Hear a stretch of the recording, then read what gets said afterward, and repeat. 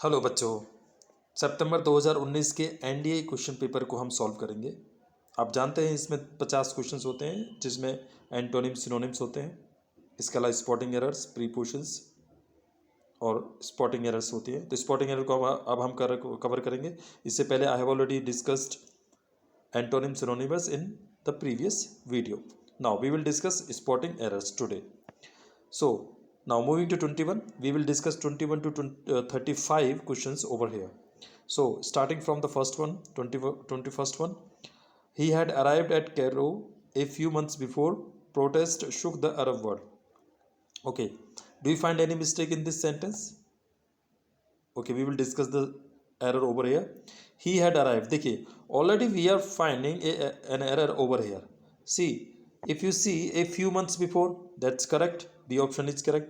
Protests shook the Arab world. That is also seeming correct. Now, no error. Let's discuss the part A. I think error is here. He had arrived at Cairo. So we will put over here arrived only. So we will remove had. The helping verb will be removed from this A portion. And the answer will be A. Most of us who are older competitive runners are not able to race anywhere at the same speed as we do when we were 30. No error. अब देखिए हम इसको portion A, portion B, portion C को D को one by one we will check it out over here. So most of us we were older competitive runners. ठीक है, कोई error नहीं है. Are not able to race anywhere at the same speed. ठीक है, ये भी ठीक है. As we do when we were 30. अब देखिए इस पे यहाँ पे क्या कह रहा है? As we do when we were 30. हम करते हैं जब हम 30 के थे. तो गलत आ रहा, कुछ सेंस नहीं बन रहा. तो यहाँ पे आएगा answer as we did when we were 30, यानी हम 30 के थे तब हमने किया. तो इसका आंसर ये होगा. So the correct option for wrongness if you choose over, if you select over the section C portion is the answer. Error यहाँ पे ये है. So moving to 23, work hard lest you don't fail. Okay, so if you see this sentence, portion A is correct, portion B is wrong because there is a particular modal that is used after lest. अगर लेस्ट का प्रयोग है तो वो वाली sentence, वो वाले जो क्लॉज होगा, वो वाला जो वो सेंटेंस होगा उसमें वहाँ पे जो है शुड का प्रयोग होगा. तो इस तरीके से हम इसको प्रोनाउंस करेंगे, work hard lest you should not fail. So do को हटा के हम शुड का प्रयोग करेंगे यहाँ पे. आई होप आपको ये समझ में आ रहा होगा. मुझे खुशी होगी अगर आप किसी तरह का कमेंट करके कुछ और जानकारी लेना चाहें तो. The Eastern Ghats are home of 26 plant species, and this habitat fragmentation can pose a serious threat to endemic plants. No error. देखिए नो एरर को रख के जो है थोड़ा सा बच्चों को कंफ्यूज कर देता है, लेकिन यहाँ पे नो एरर नहीं होगा. देखिए अगर हम क्वेश्चन के ए पोर्शन को देखते हैं, ए पार्ट को देखते हैं, तो यहाँ पे ईस्टर्न घाट्स आर, तो ईस्टर्न घाट्स, घाट पश्चिमी घाट जो है, तो उसको प्लूरल में हम प्रोनाउंस कर सकते हैं. आर होम ऑफ नहीं कहेंगे, इसको होम टू करेंगे. तो 24 में जो है 24 में जो आंसर होगा ए होगा. 25 पे देखते, turbidity current is a fast moving current that sweeps down submarine canyons carrying and mud into the deep sea. No error. Okay, I think बहुत कंफ्यूजिंग वाला कर दिया है, लेकिन हम इसको वन बाई वन सॉल्व करेंगे. देखिए कोई भी चीज़ है उसको हम इस पैरामीटर पर चेक करते हैं कि सब्जेक्ट क्या आ रहा है, वर्ब क्या आ रहा है और उसका सब्जेक्ट वर्ब एग्रीमेंट क्या है. तो ये ठीक है, करंट इससे फास्ट मूविंग करंट, ठीक है, फास्ट मूविंग समझ में आ गया. यहाँ पे आपका जो फास्ट मूविंग एक ठीक है, दैट स्वीप्स डाउन ये भी ठीक है, स्वीप्स डाउन ठीक है, सबमरीन कैन्यंस ये भी ठीक है. आई थिंक इसका ऑप्शन होगा नो एरर, डी. ठीक है बच्चों, 25 का जो डी है इसमें कोई एरर नहीं है. देखिए यहाँ पे कोई प्रीपोजिशन की एरर नहीं है, वर्ब सब्जेक्ट की एग्रीमेंट की एरर नहीं है. बेसिक सेंटेंस आपको लग रहा है काफ़ी बड़ा है, लेकिन उसको बना दिया गया इस तरीके से, लेकिन कोई एरर नहीं है. 26 पाएंगे, every one of the boys love to ride. ठीक है, तो देखिए इसमें देखिए every one of the boys यानी हर एक लड़का. अब देखिए जहाँ पे एवरी वन आता है वहाँ पे क्या होता है, जो वर्ब होती है, जो सब्जेक्ट वर्ब एग्रीमेंट के बीच में बात कर रहा था, उसमें लव कीजिए, लव्स आएगा. तो यहाँ पे सेक्शन सी में मिस्टेक है, एरर है। Neither praise nor blame seem to affect him. 27 को देखेंगे तो देखिए नाइदर प्रेज, जैसे एवरी के अंदर में सिंगुलर वर्ब आती है और उसमें ऐसा यस जुड़ जाता है, उसी तरह नाइदर प्रेज नॉर ब्लेम सीम की जगह सीम्स होगा। मतलब इसमें क्या है कि ये नेगेटिव सेंस है, नेगेटिव सेंस के अंदर भी ऑप्शन है, तो वहाँ पे चूज करें, ना तो प्रशंसा ना ही आरोप, ठीक है, उसको प्रभावित करने में प्रतीत होते हैं। Many a man has succumbed to this temptation. 28 का देखते हैं तो इसमें देखिए मैनी ए मैन ठीक है, हैज सकम ठीक है, हैज आपकी हेल्पिंग वर्ब हो गई, इसका थर्ड फॉर्म आपकी ये पार्ट पार्टिसिपल हो गया, ठीक है, कोई दिक्कत नहीं है इसमें हैज के साथ में। टू दिस टेम्पटेशन ये भी ठीक है, नो एरर हो सकता है इसमें 28 में, जी इसमें नो एरर है, कोई एरर नहीं है, ठीक है बच्चों। A time slot of 15 minutes are allowed to each speaker. देखिए टाइम स्लॉट ऑफ 15 मिनट्स, देखिए अब इसमें क्या है, बच्चों को कंफ्यूज करने की कोशिश क्या है, देखिए क्वेश्चन के अंदर में जो सब्जेक्ट है जिसके बारे में बात की जा रही है उसको एक ऑफ के माध्यम से जोड़ के बड़ा कर दिया गया है। Time slot of 50 minutes, 15 minute का जो समय का जो स्लॉट है, जो समय सीमा है, तो वो एक है, सिंगुलर है, एक टाइम स्लॉट की बात हो रही है, बट वो 15 मिनट का, यानी कि एक पर्टिकुलर टाइम को बांध दिया गया है, तो वो इस सिंगुलर की तरह काउंट होगा। तो इसमें आएगा time slot of 50 minutes is allowed, तो बी के अंदर में यहाँ पे मिस्टेक है। He asked whether either of the brothers were at home.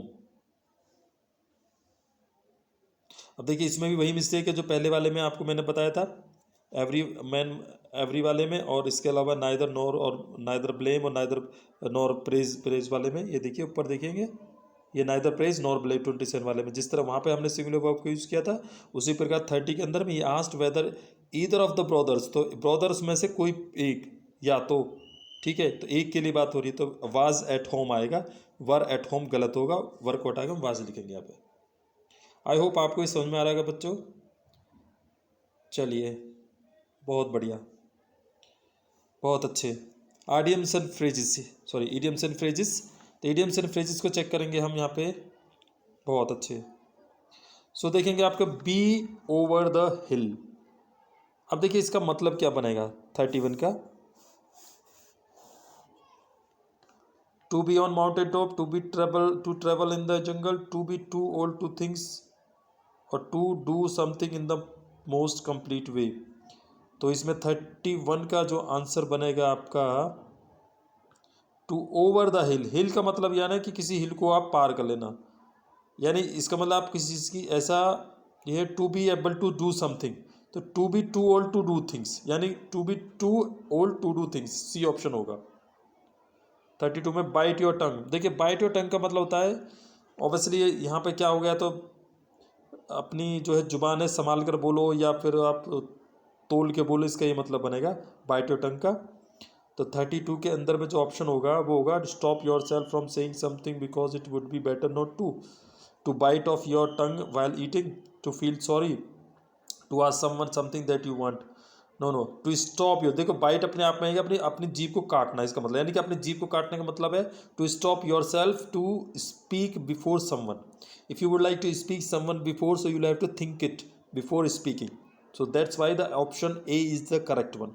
To stop yourself from saying something, yani you have to stop yourself and you are not allowing yourself to speak, you are allowing yourself to introvert that thing, okay, you have to introspect that thing. तो option A is the correct one.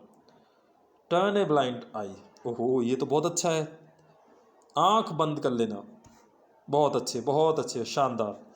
Turn a blind eye, turn a blind eye का मतलब ये होता है बच्चों आंखें बंद कर लेना, यानी आंखें मूंद लेना, यानी आंखें फेर लेना। तो इसके अंदर जो ऑप्शन होगा आपका, हम ऑप्शन पढ़ लेते हैं, टू रन अवे भाग जाना, चलो ठीक है। To begin to behave in a more positive manner, बहुत ही अच्छे तरीके से आप पॉजिटिव मैनर में किसी के साथ में बिहेव करना, शुरुआत करना बिहेव करने की। टू चेंज ए सिचुएशन, नहीं, देखिए जब पहले ही बता रहा हूँ कि आंखें फेर लेना, तो चेंज ए सिचुएशन तो होगा नहीं, रन अवे भी नहीं होगा।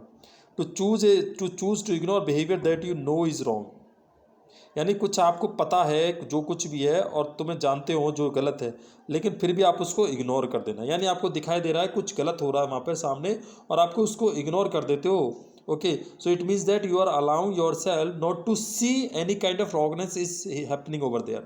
It means this. Okay, so it means turn a blind eye. Turn a blind eye, ठीक है बच्चों, समझ में आ रहा है?